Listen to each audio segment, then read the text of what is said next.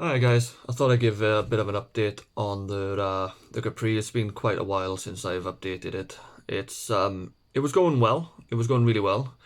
And then I kept running into issues with wiring and this old chestnut. It's just plagued me. The car itself, the engine, all the fabrication, everything's gone really well. It's still needing a full setup. It's still needing a alignment because of the compression struts and stuff like that.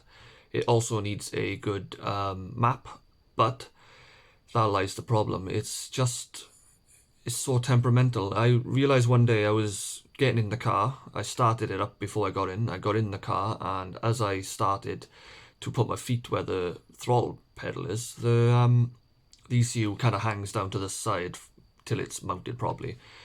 And I kicked the ECU by the side of my foot, and the engine just changed its tone. It just suddenly blop blop blop blop blop blop, and then died.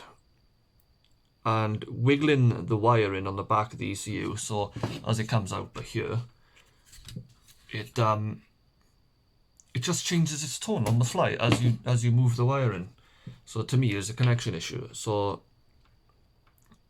rewired certain aspects of it, and it never went back to the position it was in before I kicked it. So it was always on the rough side, and in that point it wasn't drivable. It wouldn't move, and it wouldn't idle for very long, and its idle at that point was still very lumpy and rough. So it's one of those issues where I couldn't really sort it out. So I went back to basics. I made an entire new loom.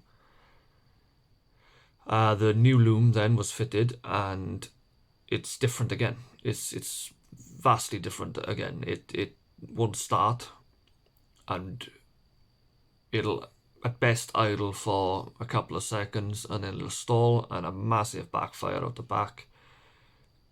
I'm out of clues. I don't know what the problem is, and I don't understand why.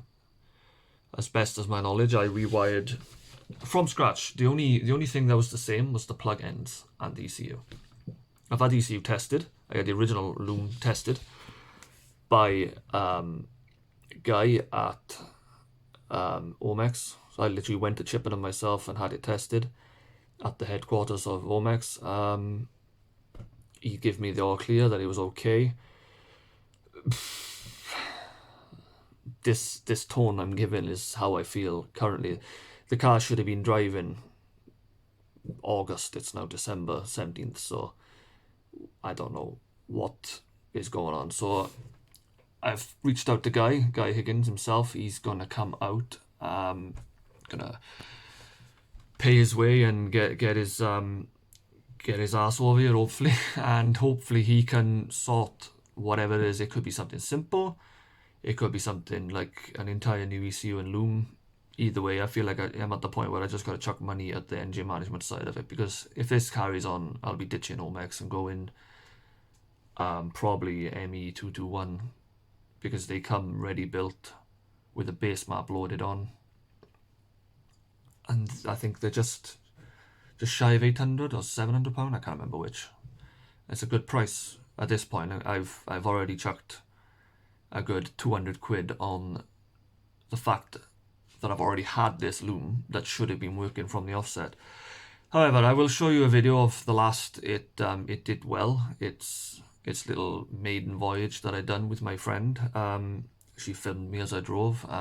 It went well. It created 11 pounds of boost, which for 8 psi wastegate is, I'm not sure why. Something hopefully a tuner would have elaborated on. I don't mind. 11 psi is still within tolerance, but it's higher than I thought it was gonna. The AFR was just below 14, so it was good. It was a nice sort of happy place to be, considering it wasn't tuned. Yeah, it drove really well. I was really quite pleased with it. It was exciting, and the noise from the wastegate, oof, it was a nice chatter. Yeah, but obviously after that point, that was back in August. I remember it was just before my son's birthday, and it's not behaved quite like it since. So It's been a good 4 months of scratching my head, giving up, getting disheartened, and I've had my last hurrah with it last week. I couldn't make it work, so I've laid it up. It's under covers now, and it's waiting until Guy has the time to come and have a look at it himself. And obviously, if, like I said, if I can't get it to work, then judging on how much it's going to cost Guy to fix it, perhaps might be the issue. It will just be a replacement engine room. It's pretty much ready to go. Other than the bodywork, it's good to go. It's ready. Yeah. So I'll cut into that video now, and hopefully there'll be an update in the new year now with Guy having a look. But other than that, it's all quiet. For those who are interested, I've bought a new car, a new project, which is a bit premature considering this one isn't even finished. It's a Mitsubishi GTO, which is my first non-Ford. It's a car I've always wanted since I was 10, 11 playing Gran Turismo. It come up cheap locally.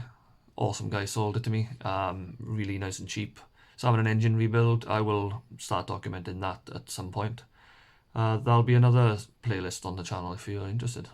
Yeah, catch you later.